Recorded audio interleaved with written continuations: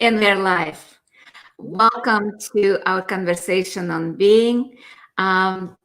Today we have our wonderful, amazing Rachel Silber, who is a certified facilitator and being you facilitator, and she's body process facilitator, and so many more things that.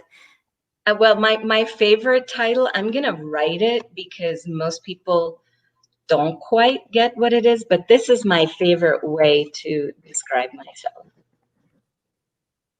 Let's see if that shows up.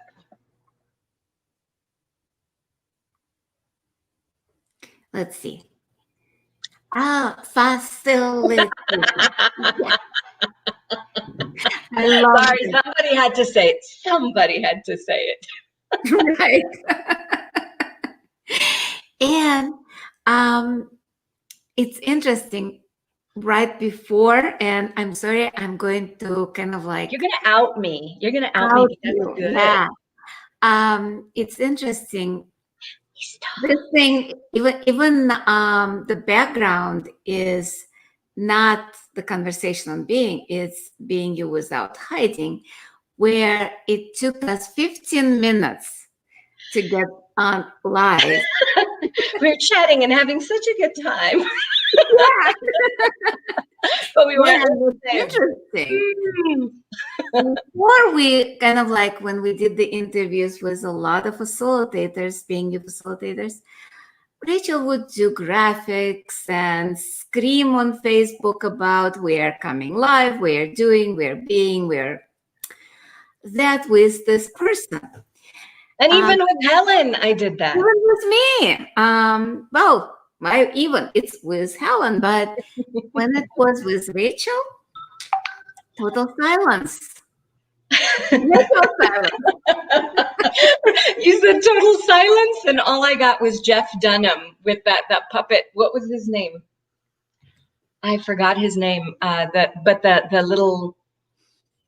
The suicide bomber gone wrong. I forgot the comedian that has the puppet and he goes, silence, I kill you. He's just very funny. I forgot. Yeah, and that's kind of like what I'm perceiving. How much are you silencing yourself?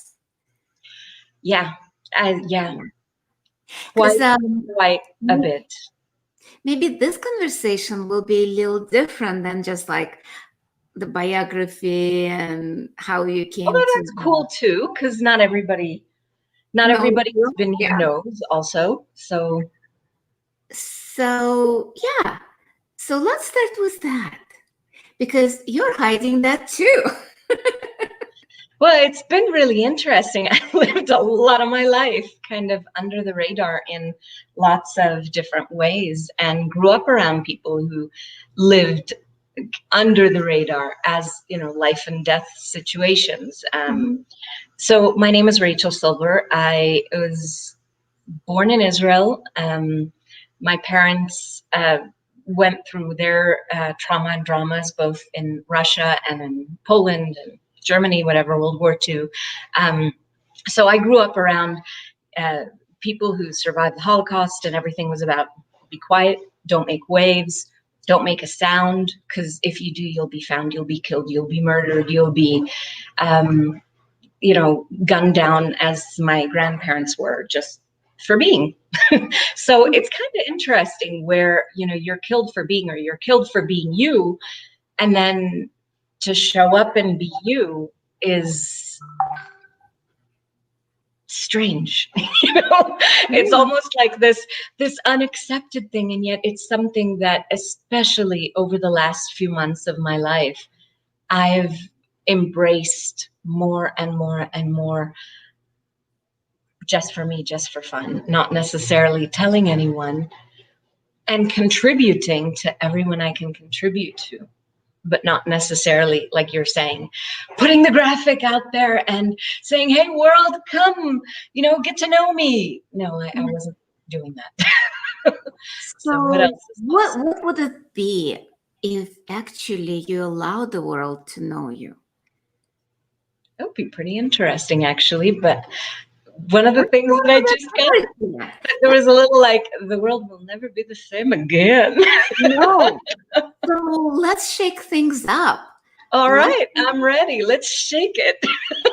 Let's shake it. Let the world see you. Are you willing to be totally vulnerable? Yeah. Cool. Yeah, totally. And so I just wanted to say, for anybody who tries to pigeonhole anybody else, it's kind of hard to do when you're being you. You can't be pigeonholed in a moment, in a definition, in even the past of your parents or anything else. When you're willing to go on this vulnerable adventure, you have no fucking idea what it's going to look like, what it's going to be like. But if you're willing to just explore, it's amazing what can show up. And it's generally softer, kinder, more changing than you'd ever imagine. And so it's so it's a who gift. is Rachel Silber? I have no fucking clue. I'm being totally honest. I was born in Israel, so some people say, oh, she's Israeli, but I'm not where I was born. I'm not where I was raised. I was raised in Texas most of my life. I studied in the Northeast of the United States. I lived in New York for a bit and Boston for a few years, and I'm not that either. And I'm not even, especially brains and thoughts and everything melting over the last few weeks with all the access classes we've taken. Yes, I'm currently a woman, but I've been so many other things and so many other changes and turns and wanderings around the planet. I don't even know how to pigeonhole me into any particular thing. So who is Rachel Silber? Truly, truly, it is a waking up adventure and wondering every day. I have no idea. There are things that I would say before I've experienced this, and this is my point of view about it, but then I experience it again and it's entirely different. Mm-hmm. So I have no clue who I was a few seconds ago, but I'm willing to take another step and go forward and just explore. And I don't have any clue what that would look like. I love it. To show up. So you pretty much redefining and remaking yourself every moment. Yeah, but it's not redefining. It's actually stepping away from that. And it's really interesting because, I'm in this world that's demanding of me to pigeonhole myself to a specific nationality or a passport or a whatever it is. And I'm looking at it and going, but that's just like a little snippet, a little moment, like maybe a photograph, but it doesn't explain everything else. I remember when you were at my house a couple of years ago and I ran your bars. It was a wonderful day after class and I ran your bars and we were watching Wonder Woman. And in the movie, I'd recently seen that portion of it because there's going to be a second Wonder Woman that's coming out. And so, of course, we have to see the trailer of this one and the trailer of that one and, all the good stuff. But anyway, we were watching and there's a little snippet which starts kind of the memory train in the beginning of the movie is that she's working at Gal Gadot, is there in the museum and she receives a photograph. She sees a photograph. And so it begins this momentous adventure, that one little snippet in time. But a person who only sees that one little snippet in time and says, well, tell me more, all you see is one snippet, one frozen moment of that, but you're not getting the fullness of who this person is, what's going on there. I love movies, but one of the songs in the is it Mary Poppins Returns? They sing, "The cover is not the book, so open it up and have a look." As most people just stay at surface level and they don't look beyond that, and it's fascinating to see. Hi, everybody. That's what we are here to open the book called Rachel. Yeah. See what's inside. How much, I know you came to Access quite a few years ago, 9 years ago, or maybe even 10 years ago, where Well, I heard Gary at the end of 2010, but it didn't like ding dong in my universe so much. He didn't rattle the box of my reality too strongly, because I probably just kind of heard little snippets, but I wasn't really present. Right? And then I heard another facilitator in 2011, and she was laughing and she was happy. And that just pissed me the fuck off. I did not understand that people could be happy. It was just so strange to me. And so that's where I started listening. I said, if there's something that's upsetting me this much or that bugs me this much, there's something there for me. And so I chose to explore. And so I went to accessconsciousness.com and found out that you could have this thing called the bars run. And anyway, I lived in Guatemala, and there was nothing like that here at the time. And so when I was going to the United States to visit my parents, I reached out, got on the Access website, reached out and found someone who could give me a session. And she said, would you like a session or a class? And there you go. And that person was someone we interviewed early on, Curry Glissell. Yeah, so that was a fun. But that was the beginning of melting anything that I thought was my reality. So your reality and the shell that you were putting around you, so people cannot see you. Yeah. So with that shell. Well, actually, it wasn't. I'm not sure how much of it was so other people wouldn't see me. I don't know how much of it was that, and how much was it that I wouldn't see me. That proverbial that if my head in the sand, nobody can see me, including me. Exactly right. Well, if I just hide this thing that just seems so strange or dark, I've always gotten that I was different somehow. But then again, there's so many of us. Look, every single Being You certified facilitator, not only Being You certified facilitator in Access, there's so many amazing people, and beyond Access and there are so many amazing people that if you just like actually lower your barriers and just be with that person, there's so much magic that they be that you don't get if you're just sticking people in little tiny boxes. It's interesting, Rachel. Can I kind of like poke you a little bit? Poke. She can poke too. Yeah. Because what I heard you just say, they are unique, they are magnificent, they are like wonderful. But when we but you're not including you. So, valid. Wow. So valid. What if you said we are different? Yeah. We are very different. And we are unique, and we are magnificent and magical. Yeah. And yet somehow that slipped out of the conversation. Yeah. That's really interesting. Because it's easier to see something in someone else than it is to see it in yourself. However, when you admire something in someone else, you've got that in you as well. So I've got that in me when I see something in you, for example, and I bring it up just like we did in our 15 minutes before we went live, where I mentioned, look at what we're aware of and look at what we've been creating. And and when I see it in someone else, it makes it easier to acknowledge that exists in my world also. However, when I be something, it's so close that I almost don't see it. And we cannot see what we are being. Yeah. Because that's kind of like nature of the beast. So that mirrors that we see in other people maybe can allow us to recognize, but that's also a choice. Yeah, and it's also reversed. Mirror image. That's quite interesting.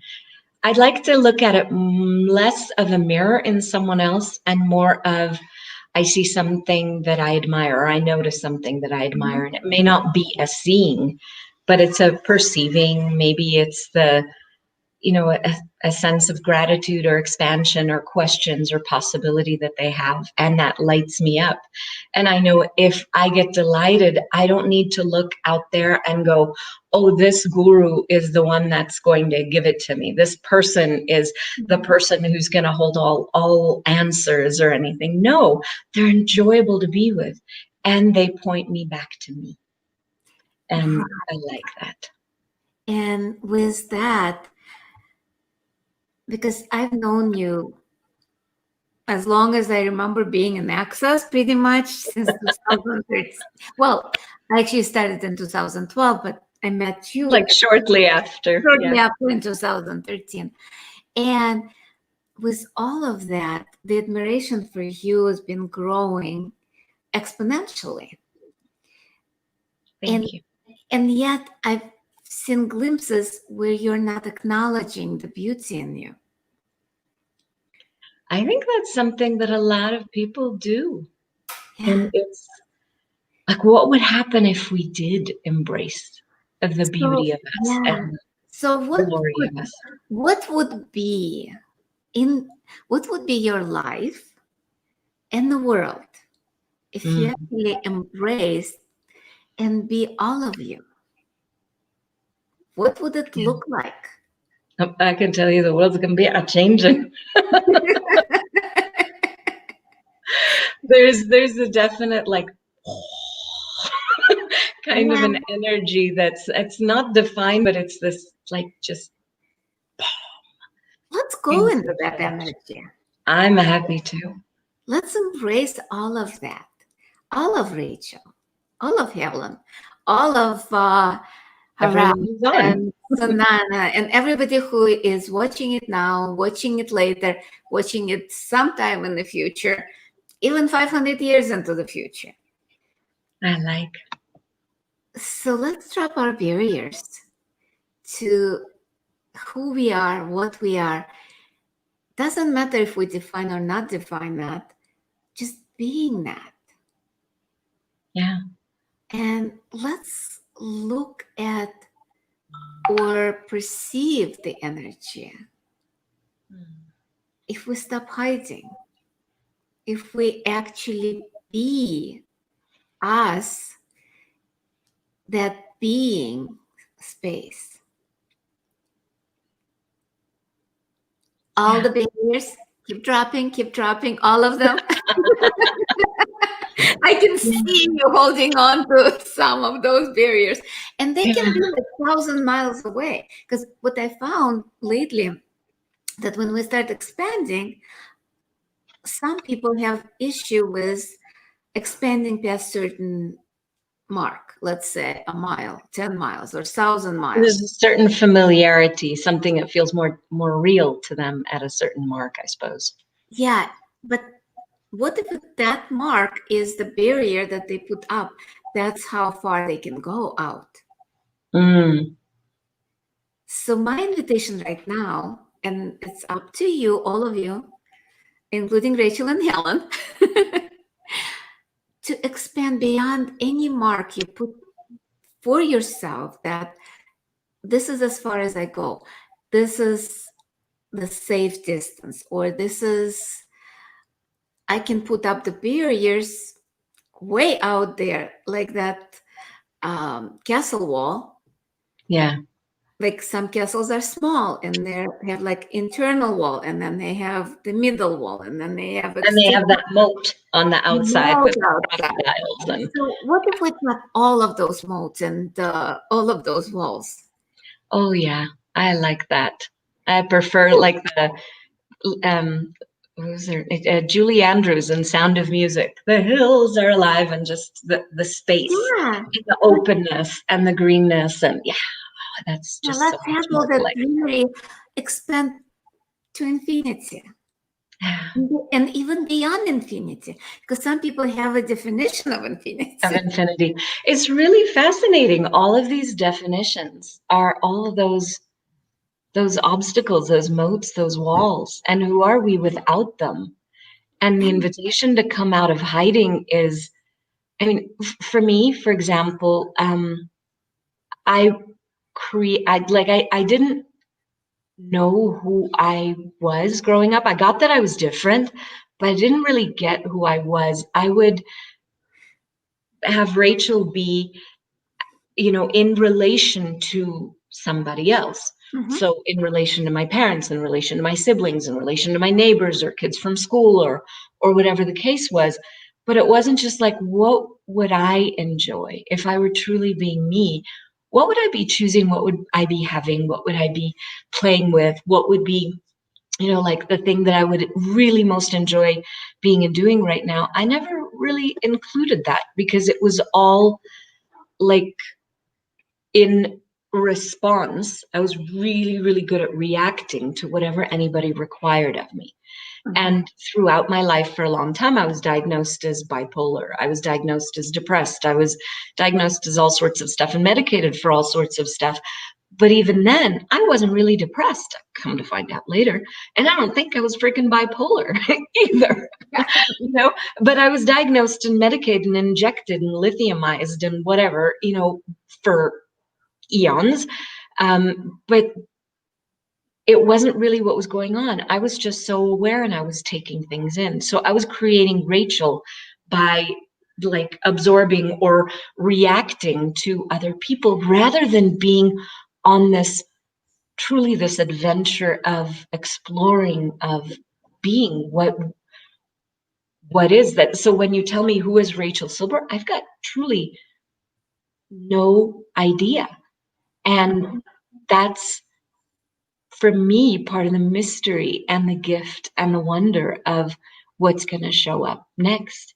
What am I going to choose next? And what's the gift here? But is it actually no idea, or is it something else? Yeah, it's something else, because it isn't that there's no idea. It's no like marked, referenced path of this is Right. being Rachel. That's But kind of there's yeah, go there is ahead. an energy there. Mm-hmm. So there might be no words describing it, but how much all of us, not just you, Rachel, including me, including a lot of people. I'm happy to be the crash test guinea pig for bringing people to awareness with ease, joy, and glory. Go right ahead. I know with me, when I kind of like started that journey of discovery who I was, I had no clue. But that was part like what you were talking about. I was somebody's wife. I was like other people's needs and my reactions to them were more important. Right. So sounds like you are on that discovery of who you are way past what I was. And yet there is still that discovery. What you Well, like. the thing is, I don't believe I'll ever stop discovering. Even Right. death won't stop discovery. I think the path is ongoing. That to me is living. That to me is choosing and celebrating and creating and looking to add more of what brings joy. I happen to really, really love reading. I really, really love being in nature. I really love, snuggling and cuddling, and I really enjoy touch. And there's so many things and I love movies, as you see. I've quoted a few already. There's so many different things that I enjoy and that I love. Bars, I'm there. Somebody just says there's so many things that I love, and yet they don't define me or confine me. If you say, who's Rachel? I'm that and. I live in the and. Mm-hmm. Yeah. And in that space before and after the and, and in the exploring of what else is there and what else is available and what's beyond this thing that I thought before, because the thought was just a thought and it's not really me, or the point of view that I may have had about me is just a point of view and I'm not really that. It's just a point of view that I've entertained for a while, and who would I be without that point of view? So it gets to be really a bit interesting. But that's what I mean by discovery, because literally there is nothing like solid except there's nothing solid. There's nothing solid. There's just what feels lightest, what is the most joyful thing for me to choose at the moment. And I've mostly been living with, from, and choosing things that bring me joy. Like my daughter hates her school. Is out and out, does not enjoy being at school. She doesn't enjoy being told what to do, or, well, actually, she loves reading and she enjoys her math and things like that, but she doesn't like the proving that's involved with school. It's not just enjoy reading the book for the sake of reading, but it's, oh, here's, your 25% review and your 50% review and your 75% review. And there's so many to-dos to prove that you actually enjoy reading, and that because there's, I guess, a lot of people who don't necessarily do the work, but give somebody else to do the work for them, or I don't know, whatever it is that they're doing over there. But she doesn't like that. And so I tell her, well, how about bringing your laptop and hanging out near me, and you can do your work over there and I'll do my work over here. She said, Mom, your work isn't work. Your work is play. And you enjoy everything that you're doing. You're enjoying, I've whether I'm reviewing manuals, or I'm translating something, or I'm just creating something, or I'm just reading something, or I'm facilitating, it's so much fun. Yeah, exactly. And I love it. I love what you just said, because that's actually who Rachel is. you just actually told But me. it's not only that. There's other stuff. Not only that, but it's part of it. And yet the discovery continues. Yes.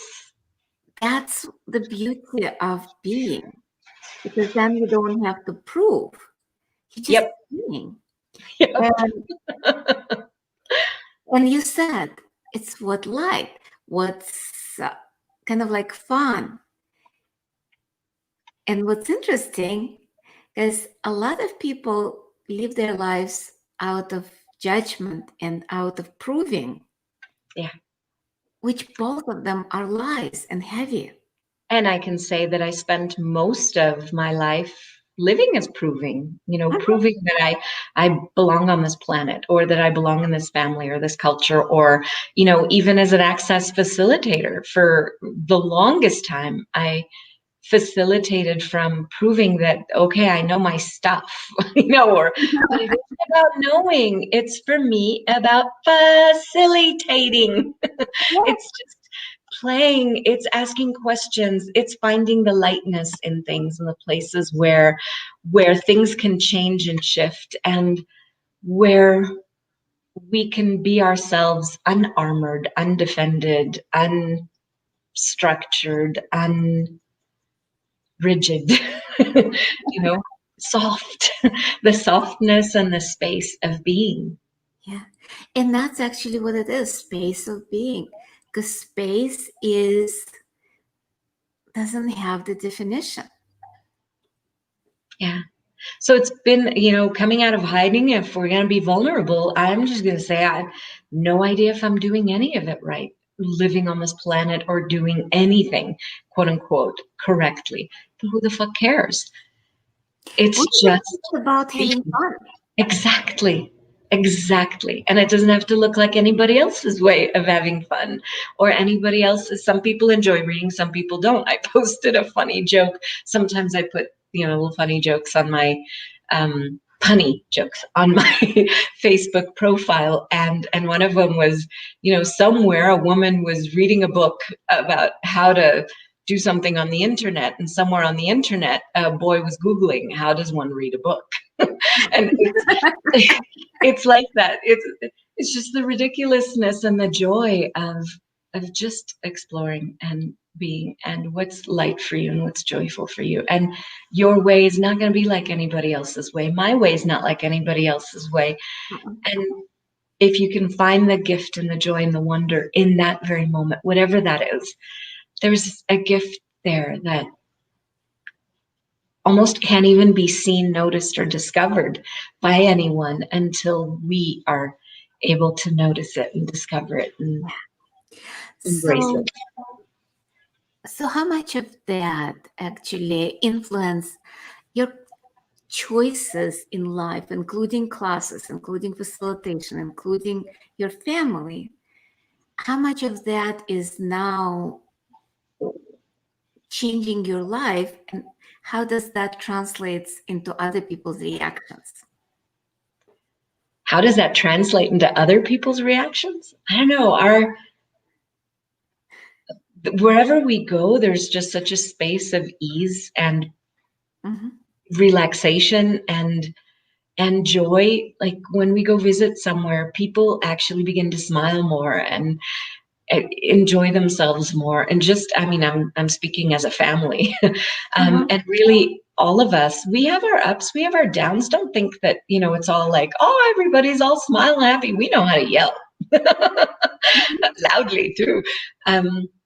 But the thing is that whatever it is, we just go into it fully, and we recognize that this too shall pass with everything. You know, things just change and things just move, and there's so many possibilities that are available, and people perceive that when they're around us.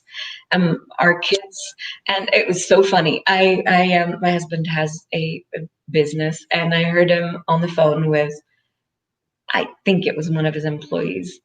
And he kept saying, you know, your point of view creates your reality. You know, when you have a point of view like that, what do you think you're going to be creating? And it was so funny. It was like, oh, you know, same dude who thinks that I may be a little crazy. And, you know, my wife takes so many odd classes and whatnot, and he's using the tools.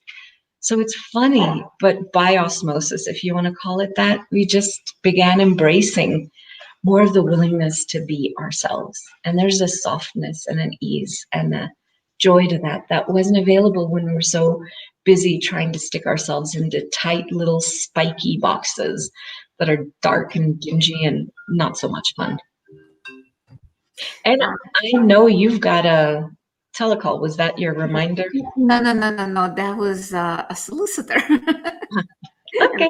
It's really cool. It might not have been solicitor, but it's just unknown. And this is about, I love what you said, and especially Avi using the tools of your point of view creates your reality. Yep, rare commodity. I agree. Well, the thing is that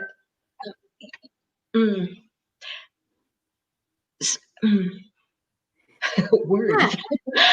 There's so many. It's like what Jude was saying, that being real is such a rare thing, because I've noticed that so many of us have created like a certain image, like especially social media and you know, so many things that people think this is the quote unquote right image to be or to do, and everything is about, especially after Corona times where people are more interacting online versus, you know, with other people.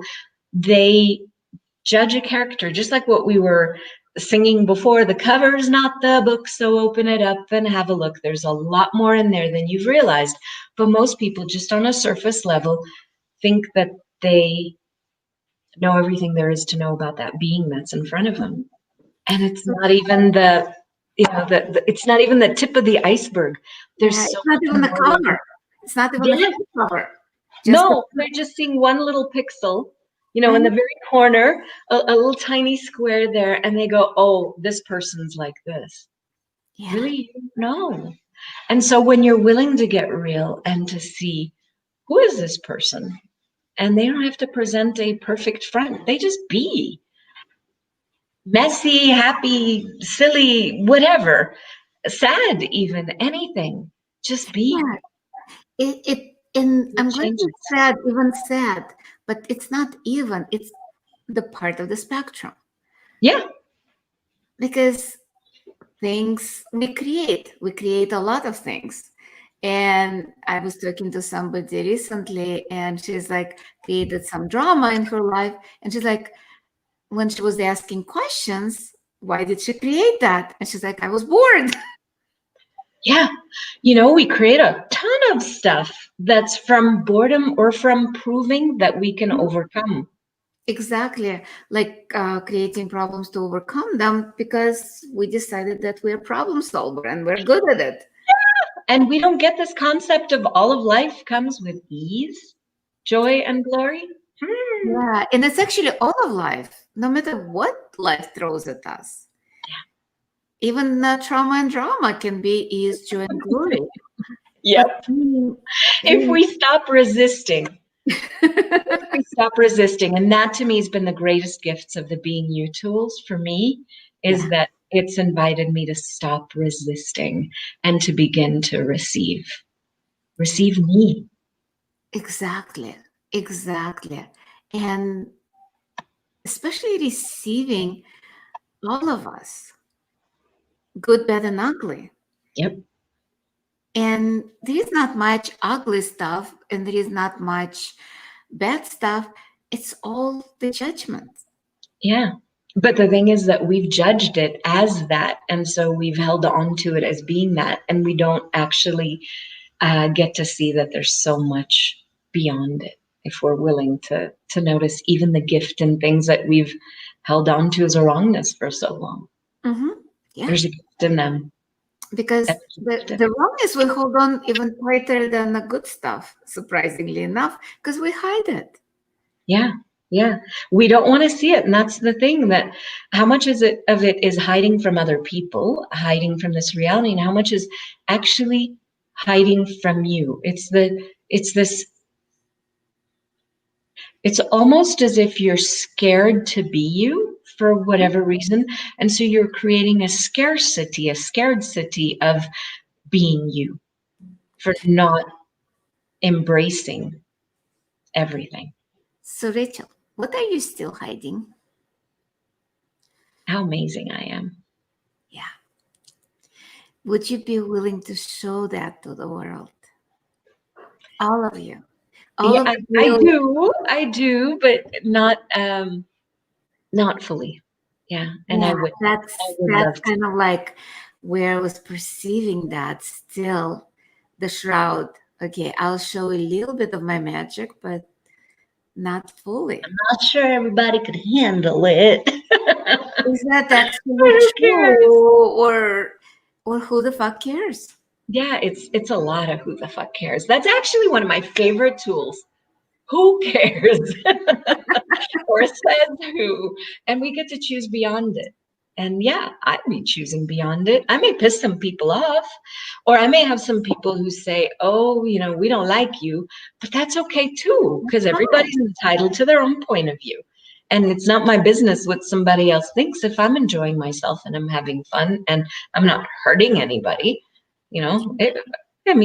I'm sure in some lifetime I swung a bunch of knives around and chopped people's heads off and whatever also. But I don't have to keep doing that. See, mirror image. Well, I keep going this way, but what if it's required to chop somebody's head off? So what if it's not a wrongness? Yeah. I mean, everything is included and nothing is judged in consciousness. And so when we're and in our life and living, if we're willing to include everything and judge nothing, what a space of ease, really. Because we don't have to effort on all the judging. We don't have to judge ourselves out of existence. We just allow ourselves to be. Exactly. So what if you actually allowed yourself to be fully exposed?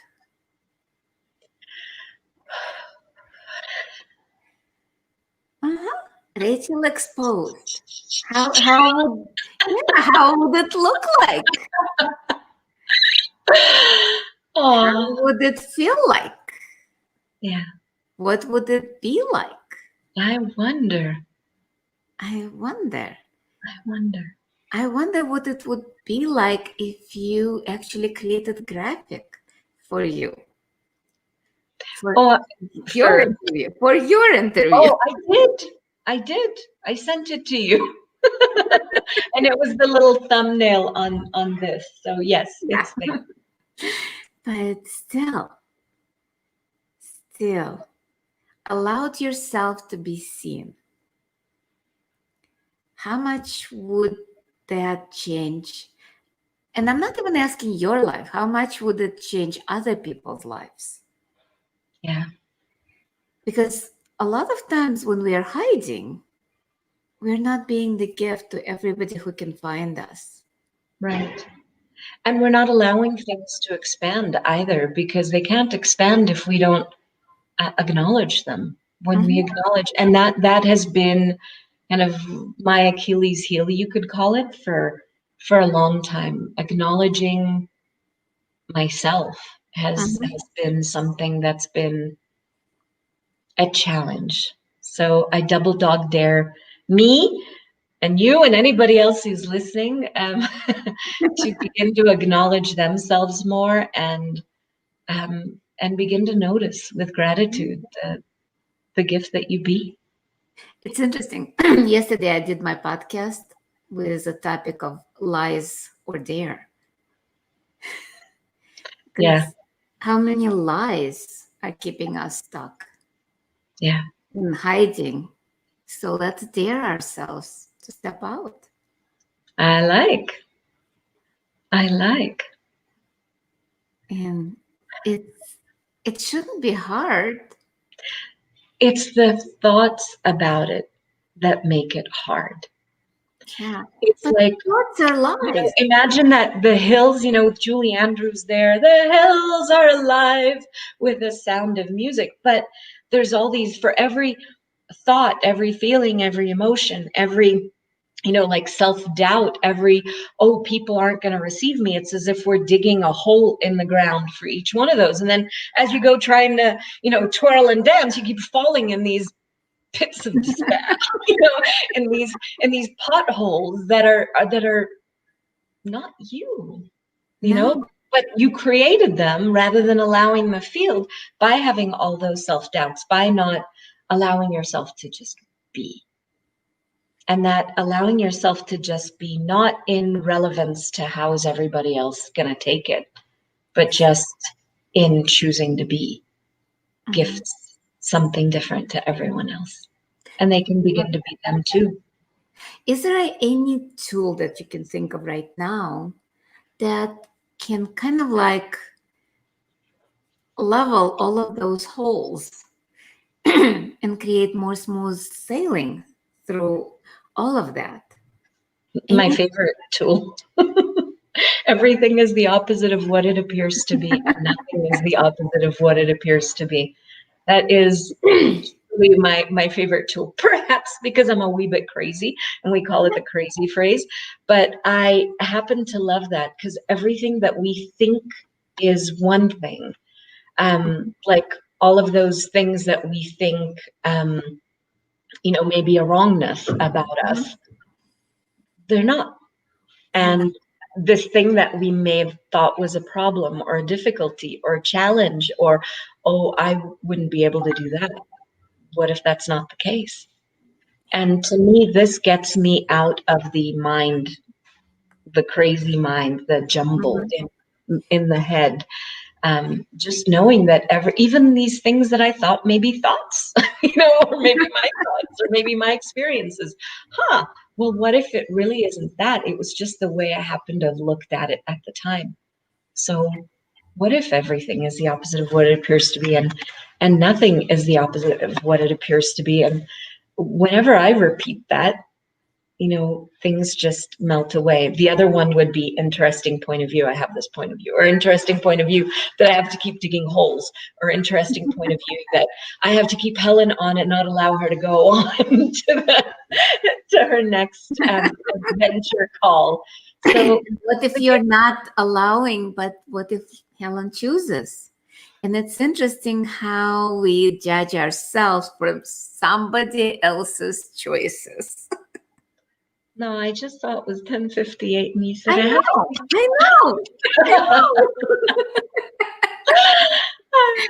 And I love you. I love you too. I'm looking out for you. I got your back. I'm checking it. I know. And how much do we judge ourselves for somebody else's choices? Yeah. What if it has nothing to do with us? We are not keeping anybody from doing something, or we are not keeping. It's the truth. Are you actually keeping me, or am I choosing? Because I'm having so much fun here. Me too. Me too. No, that's the thing. We think we have so much control over everyone else in general. I mean, as I grew up on planet Earth, but that's not the case. We No. can only, and control. What the heck is that anyway? Micromanaging is what we tend to do, and not trusting ourselves or the universe until we stop and actually begin to allow ourselves and allow the universe to step in and play with us. But no, we can't make anybody do nothing. Everybody chooses their own stuff. Yep. And it is always fun to hang with you and speak with you. And there's so many different things that come up that we could be on the phone for hours. And we will be back next week. I think it's 2 of us again. Unless somebody. Well, I'm not sure. We got some surprises in the works too, so we'll see. We'll see. So next Tuesday, 11 o'clock Central Standard Time. Actually, Standard Daylight Savings, I think. No, it's still your daylight savings for another, I think, week till Halloween. Yeah. And speaking of movies, we can't wait for Borat 2 tomorrow night. Just for giggles, because also facilitates. And that's another thing. Humor changes everything. So I'm just going to say that before we sign off and say goodbye. If you're willing to laugh at yourself, changes everything, but it also makes kind of like everything true, because that's a lightness. Yeah, that's a good point. Me like. Thank you for that one. Now I'll sign off, and so grateful for those conversations, so grateful for you, and so grateful for everybody who is watching live or watching it later. And it really is such a gift to get to know everybody and to appreciate the gift that everybody bees in action. So thank you. This is an awesome adventure. And thank you, everyone who's on live or later. See ya, and thank you. And what else is possible? What else is possible? Bye-bye. Bye. Bye.